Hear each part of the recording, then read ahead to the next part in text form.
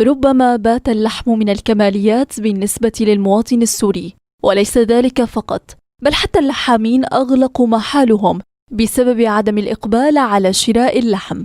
عند سؤال المواطن السوري عن آخر مرة كانت اللحمة موجودة في طبقه، يقف لبرهة من الزمن يستحضر بها ذاكرته. من أكثر من سنتين. إيه، أكل لحمة مشوية يعني.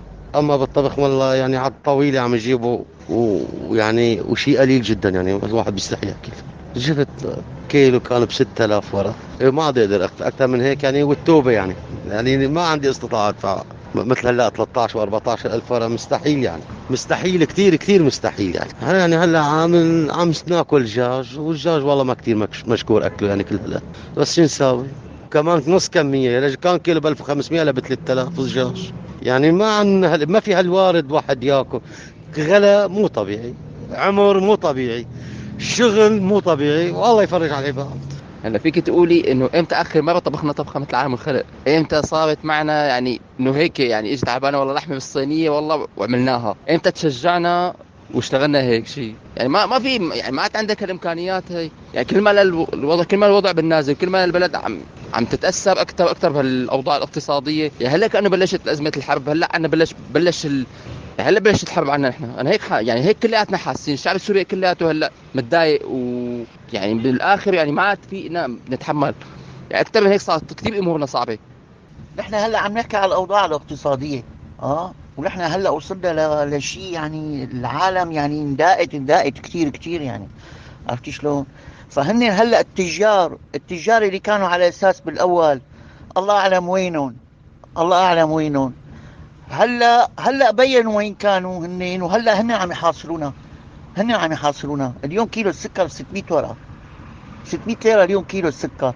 كيلو اللحمه عند هذا اللحام اللي هون 15000 ورقه طلب، هلا اليوم 15000 ورقه كيلو اللحمه. شو بدها تاكل على؟ والله أكثر من شهرين. أنه لحمة، إذا اللحمة صار الكيلو ب 12000 والدجاج الكيلو ب 4000، منين بدنا نلحق؟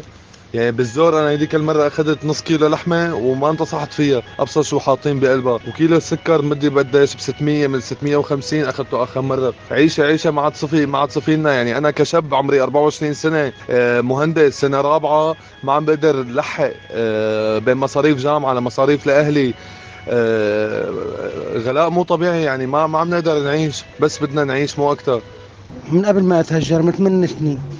لا بالطبخ بالطبخ شو بالطبخ عم نجيب لحم أبيض، ما دسنا جبنا اللحم الأحمر الضاني ولا حتى العجل ولا أي شيء، ما دسنا جبناه كله غالي. تفوتي لعند اللحام قديش كيلو اللحم؟ هلا بيقول لك كيلو اللحمة حقه 10000 ليرة. أنا بدنا نجيب 10000 ليرة حق كيلو لحمة ولا حق ربع كيلو مثلا؟ لعند تبع الدجاج الأبيض الفروج اللي بيسمى الفروج قديش حق الكيلو؟ 3000 ليرة. فروج بيطلع حقه 5 6000. أنا بديش بجيبه ما بيزبط معي. ولا الشرحات ب 4000 ليرة. شو بدي أطبخ؟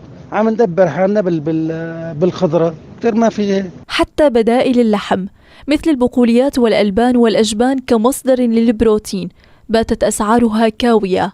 زمن كيلوغرام لشراء اللحمة ولا ليحل محله زمن الأوقية أو الاكتفاء بالنظر لها. وبأعجبني كما في لغة السوشيال ميديا حسب مواطنين، فسعر كيلوغرام لحم الضأن بلغ 12,000 ليرة، ولحم العجل 8000، ليلحقهم بالركب الدجاج، فوصل كيلو الشرحات منه إلى 4000 ليرة. بذلك يبقى المواطن بعيدا عن كل أنواع اللحوم وأقرب إلى حالة النزاع والصراع، أملا بتحصيل جزء يسير من احتياجاته الأساسية، ولا ندري إن كانت ستتحول هذه الضروريات إلى غير ذلك بالنسبة للمواطن السوري.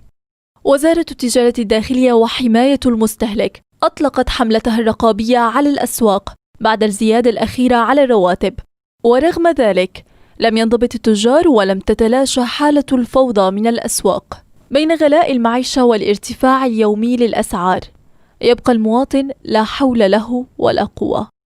إيمان عبد المجيد، ميلودي FM.